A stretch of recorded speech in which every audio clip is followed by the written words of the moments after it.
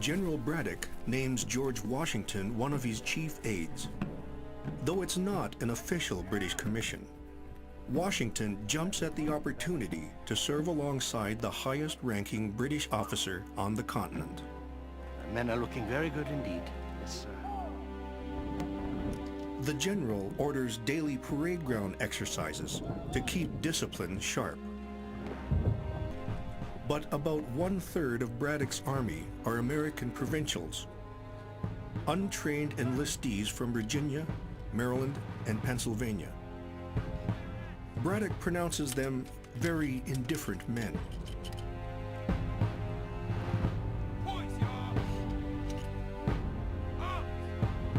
It isn't only the drilling that's unfamiliar to the Americans.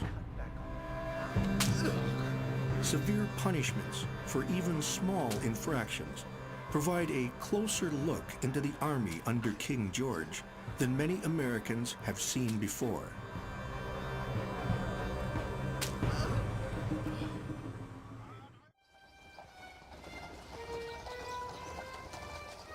After 3 grueling weeks, the British Army finally approaches the Monongahela River, just a few miles south of Fort Duquesne.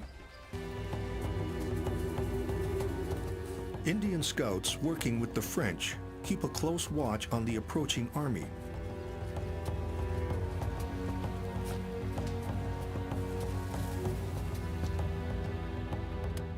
When word reaches Fort Duquesne of the advancing British column, the French realize their only hope is to ambush the British as they cross the Monongahela River. The French captain Léonard de Beaujeu dons Indian war dress and paints his face, a gesture of solidarity the British would never consider.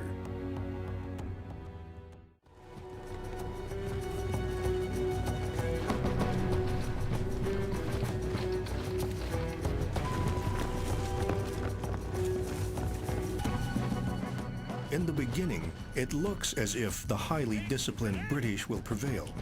Their volleys prove deadly immediately.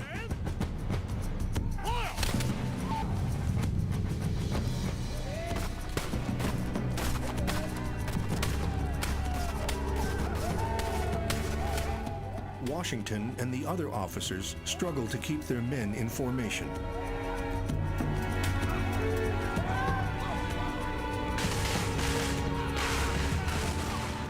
The French regulars are deployed in front of the British column, blocking any forward movement.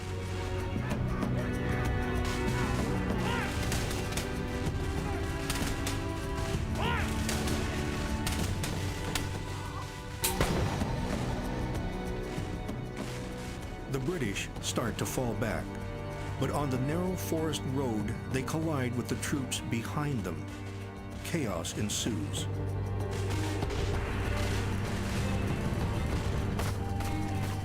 Deadly tangles of redcoats mass together, making pathetically easy targets.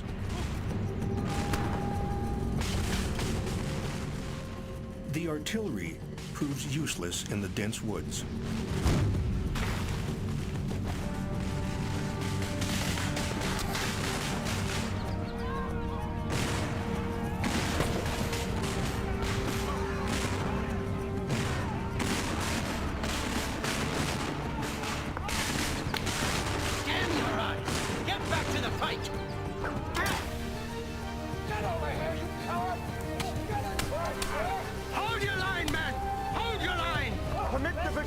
To fight as the enemy does. We know the Indian mode. Certainly not, sir. Mind your place.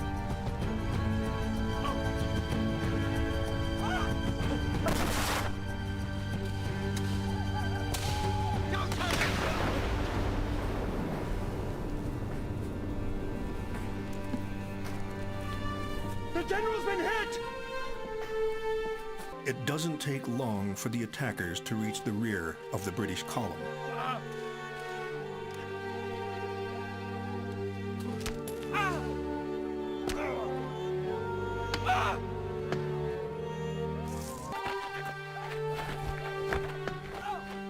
After 3 harrowing hours, it's over.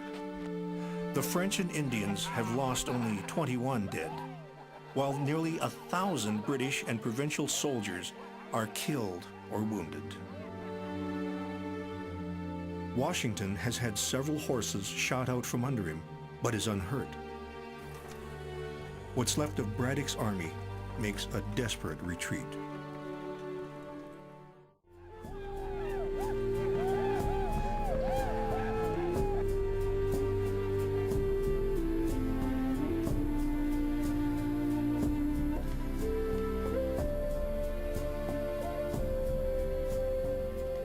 The French know they owe this victory to their native allies.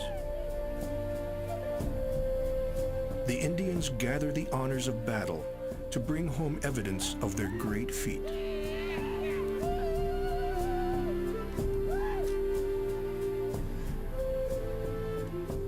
In European warfare, the victors might have pursued the fleeing British to crush them altogether.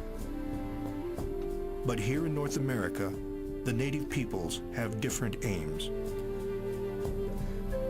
They're not fighting to secure an empire. They're just trying to drive the invaders from their land.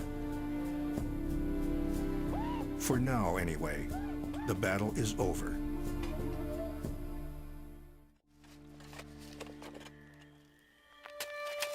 Five days into the retreat, General Braddock dies of his wounds. At an encampment near the Great Meadows, the brave but unfortunate General Braddock breathed his last.